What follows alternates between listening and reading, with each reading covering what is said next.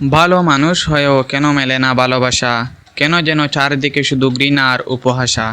এই প্রশ্নটা মনে আসে প্রতিদিন বারবার। চলুন জানি আজ কেন মানুষ করে অপছন্দ আমাদের। প্রথম কারণ হিংসা, এটাই সত্য কথা। তুমি যদি এগিয়ে যাও কারো লাগে বেয়াতা। তারা চায় না তুমি পাও স্বপ্নের জয়, তাই তারা হাসে পেছনে ভাঙতে চায় তোমার হৃদয়ের বয়। দ্বিতীয় কারণ ভুল বুঝাবুঝির খেলা। তুমি যা বলো ওরা নে উল্টা বেলা।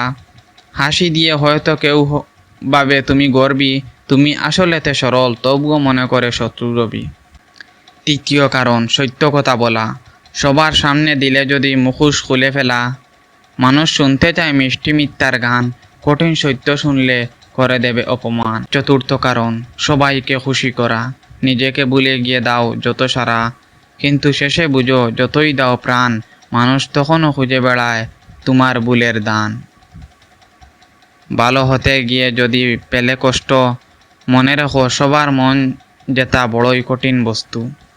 যে আজ তোমার অপছন্দে বাসায়, কাল হয়তো সে মানুষই তোমার প্রশংসায় গায়।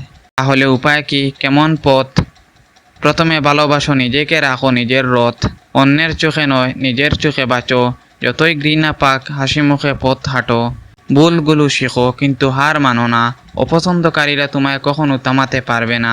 মনে রেখো যার ভেতরে আলো আছে ভরপুর, অন্যের অন্ধকার তাকে করতে পারে না সুর। তাহলে আজ জানলেন কেন মানুষ অপছন্দ করে, কিন্তু ভয় নেই বন্ধু, তুমি তেমন আর সুরে। তোমার ভালোবাসা একদিন ফিরবে তোমার কাছে, সবার চেয়ে উজ্জ্বল।